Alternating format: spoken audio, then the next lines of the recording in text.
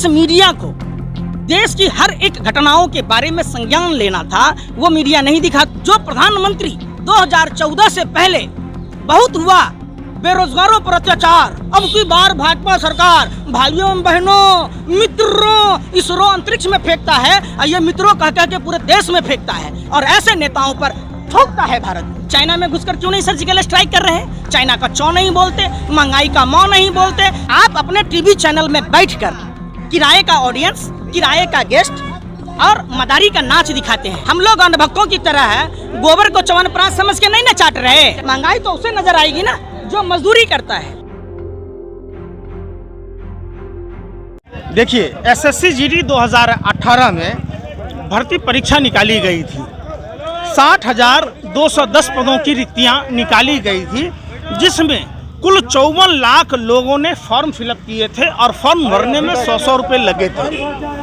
फिर भी जो लोग रिटन कंप्लीट किया, जिन्होंने मेडिकल कंप्लीट की, जिन्होंने फिजिकल कंप्लीट किया, ये वही युवा हैं जो गाँव में बसते हैं, जो किसान के बेटे हैं, जो मजदूर के बेटे हैं। एक तरफ देश का किसान सरहदों पर बैठा है, दूसरी तरफ जिन्हें वर्दी चाहिए आज वो सड़कों पर है। जिन्हें सरकार को वर्दी देनी चाहिए सरकार से ये अर्थी की मांग कर रहे हैं, क्योंकि सरकार एक साजिश, षड्यंत्र और प्रयोग के तहत जो लोग रिटन, मेडिकल और फिजिकल तीनों कंप्लीट किया था, ये भारत माँ की सेवा करना चाहते हैं, ये सरहदों की हिफाजत करना चाहते हैं। ऐसे लोगों को आखिर सरकार वंचित करके क्या साबित करना चाहती है, ये पूछता है भारत और इन पर थूकता है भारत।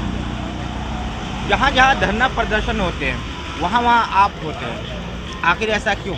धरना प्रदर्शन भारत में होता है या किसी दूसरे देश में होता है? भारत में नहीं, मैं पूछ रहा, भारत में होता है ना। ये भारत के लोग हैं ना, ये भारत के युवा हैं। युवा जब मसलते हैं तो भूचाल आ जाता है। आप समझिए, युवा देश का रीढ़ होता है। अगर इन्हें नौकरी नहीं दी गई तो आने वाली पीढ़ी का क्या होगा, देश का भविष्य कैसा होगा, ये बात पूछा जाता है। अच्छा, बेरोजगारी लगातार बढ़ रही है, लाखों लोग जो है अपनी नौकरी भी गंवा चुके हैं, लेकिन वो गुस्सा व आक्रोश नहीं है जो 2014 के पहले। किसने कहा? ये कितने दिनों से बैठे हैं? 9 महीने से बैठे हैं। अरे भैया सुन तो लीजिए पत्रकार महोदय, देश की media, electronic media, print media के लोग एक दिन भी इनकी खबर दिखाने नहीं आया तो कहाँ से उबाल आप मैसेज पहुँचेगा लोगों तक? बता दीजिए आप, मैसेज कैसे पहुँचेगा?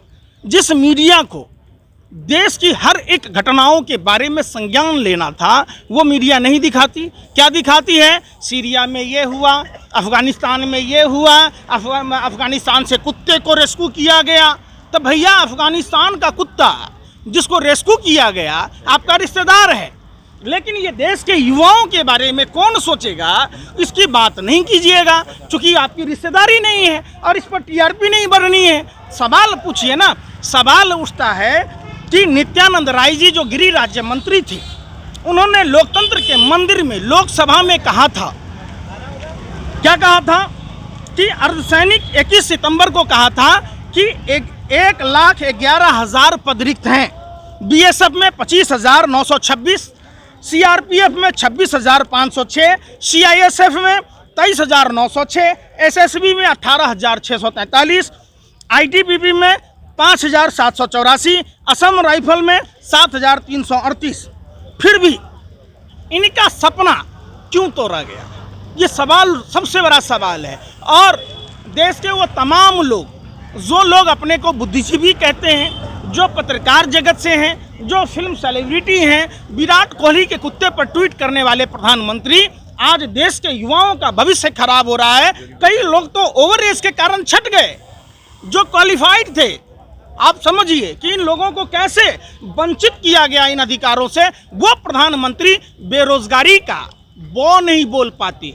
जो प्रधानमंत्री 2014 से पहले बहुत हुआ बेरोजगारों पर अत्याचार, अब की बार भाजपा सरकार भाइयों बहनों मित्रों इसरो अंतरिक्ष में फेंकता है और ये मित्रों कह के पूरे देश में फेंकता है। ये अपनी बेइज्जती ब्रिटेन जाकर कराते हैं।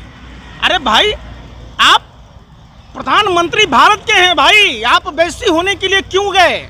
85,000 करोड़ के विशेष विमान से आप गए थे और वहाँ की सरकार 8 लाख का टैक्सी नंबर गाड़ी, ये आना चाहिए। प्रधानमंत्री के आवास से चंद कदमों की दूरी पर है, ये गृह मंत्री के आवास से चंद कदमों की दूरी पर है, ये रक्षा मंत्री के आवास से चंद कदमों की दूरी पर है। और कोई भी राजनीतिक पार्टियां इन युवाओं के भविष्य को ध्यान में रखते हुए इस बात का संज्ञान नहीं लेता है तो इन लोगों की जिंदगी पर धिक्कार है और ऐसे नेताओं पर ठोकता है भारत। ये सवाल पूछा जाता है कि जो प्रधानमंत्री जी आंखें लाल करके दिखाने की बात कह रहे थे, एक सर के बदले में 10 सर लाने की बात कह रहे थे, सर्जिकल स्ट्राइक की बात कह रहे थे, चाइना में घुसकर क्यों नहीं सर्जिकल स्ट्राइक कर रहे हैं? चाइना का चौ नहीं बोलते, महंगाई का मौ नहीं बोलते।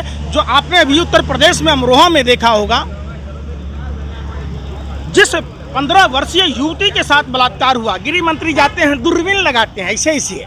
अरे दूरबीन नहीं भैया, चश्मा बदलो, चश्मे का नंबर बदलो, तब दिखेगा। ये युवा नहीं दिखते, आप यहाँ से वहाँ देखिए। 500 से अधिक युवा 9 महीने से लगातार अपने लिए जो इन्होंने मेहनत के दम पर, जो इनके माताजी पिताजी ने अपना पेट काट कर 2 रुपया 4 रुपया जमा करके जो इनकी परवरिश की, पढ़ाया लिखाया, कम से कम उसका तो संग। ये तो कहते हैं कि मैं भी रंडवा तू भी रंडवा, मेरा न घर बसा मेरा, न घर बसने देंगे तुम्हारा, आगे नाथ न पीछे पगहा, बगैर लगाम का कूदे गधा।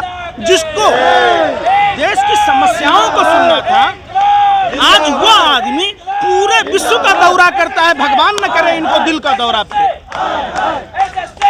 एसएससी के चेयरमैन क्या कर रहे हैं, होम सेक्रेटरी क्या कर रहा है, होम मिनिस्टर क्या कर रहा, डिफेंस मिनिस्टर क्या कर रहा?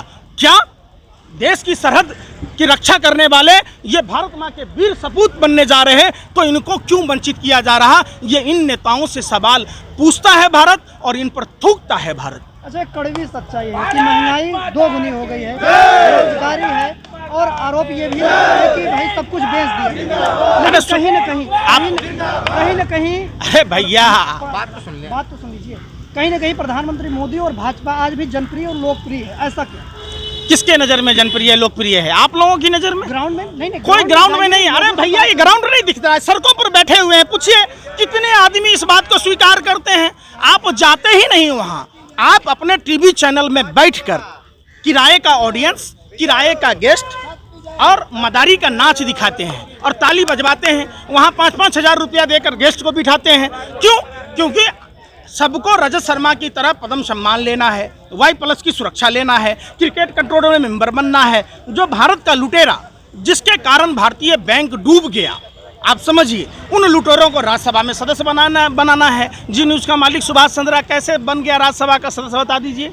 कैसे रिपब्लिक भारत का पार्टनर, 2 कौड़ी का लुच्चा लफंगा पत्रकार अर्नब गोस्वामी का पार्टनर, BPL का मालिक राज्यसभा में पहुंच जाता है। इनको भी तरीका बता दीजिए, ये भी राज्यसभा में पहुंच जाए, विधानसभा में पहुंच जाए, तो वो आप नहीं बात कीजिएगा, बात कीजिए ना। जिस तरह मेन मीडिया की आप बात कर रहे हैं, बार बार बात कर रहे हैं कि वो लोग नहीं दिखाते, तो उनकी TRP बढ़ाने में भी आप लोगों का ही बहुत बड़ा हाथ है, योगदान है। जैसा कि देखिए, आप एक तरफ तो गाली बकते हैं, दूसरी तरफ सपोर्ट भी करते हैं। न्यूज चैनल आप हर घर में देखा जाता है, मेन मीडिया हर घर में देखा जाता है। जी न्यूज़ और क्या नाम है उसका, रिपब्लिक भारत, लोग देखना नहीं चाहती, तो फिर क्यों? अरे सुन तो लीजिए, कैसे देखा जाता है। सरकार जानबूझकर जो पैकेज बनाया गया है उसमें ये जो सरकार की दलाली करने वाले लोग हैं, सरकार विज्ञापन देती है और उन चैनलों को अनिवार्य कर दिया है। सरकार आज कहते हैं कि जी न्यूज़ देखने का इतना पैसा लगेगा, रिपब्लिक भारत देखने का इतना पैसा लगेगा, NDTV देखने का इतना लगेगा, तो हमें नहीं उम्मीद है कि देश के लोग उन न्यूज़ चैनलों को देखा करेंगे। अच्छा, हम लोग ग्राउंड पे जाते हैं, बहुत सारे लोग हैं, कहते हैं कि पूछते हैं उनसे कि महंगाई बहुत ज़्यादा है, आपको क्या फ़र्क पड़ता है? कहते हैं कि प्रॉब्लम तो हो रही है, लेकिन बीजेपी जो है वो, ये माहौल कहाँ से आया? बीजेपी राष्ट्र हित में ये सब। अरे भैया वो अंधभक्तों के पास जा रहे होंगे, जो अंधभक्त, सुन तो लीजिए भैया, हम लोग अंधभक्तों की तरह है, गोबर को च्यवनप्राश समझ के नहीं न चाट रहे। समझिए, जो लोग गोबर को च्यवनप्राश समझ कर खाते हैं वो लोग इस तरीके की बात कहते हैं। दिन में सूरज, रात में तारे नजर आते हैं। जो भाजपा को वोट देते हैं वो महापागल होते हैं, समझिए। तो आप उनकी बात कहते हैं। आप ऑटो ड्राइवरों से पूछ के देखिए, CNG महंगा होने के कारण लोगों की आमदनी में कमी हुई। जाके घर के गृहिणियों से पूछिए कि गैस सिलेंडर भराना मुश्किल हो गया।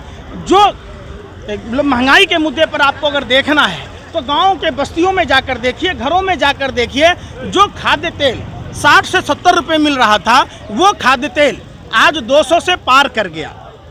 तो जो लोग हराम का खाता है वो भाजपा का गुण गाता है। चूंकि सरकारी कोटे से खाना है उसको महंगाई नज़र नहीं आएगी। महंगाई तो उसे नज़र आएगी ना जो मजदूरी करता है, जो किसानी करता है, जो आदमी कहीं प्राइवेट नौकरी करता है। उनसे पूछिए कि उनके जो सैलरी में कोई बढ़ोतरी नहीं हुई, लेकिन महंगाई इतनी बढ़ गई कि उनका घर का बजट गड़बड़ हो गया। तो आप वो सवाल नहीं पूछते।